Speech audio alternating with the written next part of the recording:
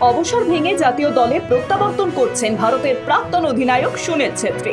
আবারও নীল জার্সি গায়ে দেখা যাবে তাকে। শেষবার কলকাতার কুয়েতের বিরুদ্ধে ম্যাচ খেলেছিলেন তিনি।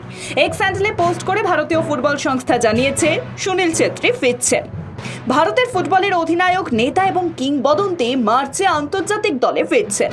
মার্চ থেকে ফিফার আন্তর্জাতিক উইন্ডো শুরু হবে, আর সেখানেই তিনি যোগ দেবেন জাতীয় দলে। আগামী 25শে মার্চ এএফসি এশিয়ান কাপের যোগ্যতা অর্জন পর্বে বাংলাদেশের বিরুদ্ধে প্রথম ম্যাচ খেলবে ভারত। তার আগে 19শে মার্চ মালদ্বীপের বিরুদ্ধে প্রস্তুতি ম্যাচ খেলবে ব্লু টাইগার্সরা, আর এই দুটি ম্যাচ হবে শিলংয়ে। গত বছর 6 জুন ফুটবল প্রেমীদের কাঁদিয়ে আন্তর্জাতিক ফুটবল থেকে বিদায় নিয়েছিলেন সুনীল ছেত্রী। 8 মাসের মধ্যে সিদ্ধান্ত বদলে জাতীয় দলে আবারও ফিরছেন তিনি।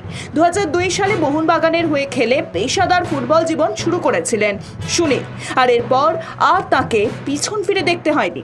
19 বছরে আন্তর্জাতিক কেরিয়ারে 150টি ম্যাচ খেলে 94টি গোল করেছেন Sunil Chhetri. Bureau report, sky news Bangla.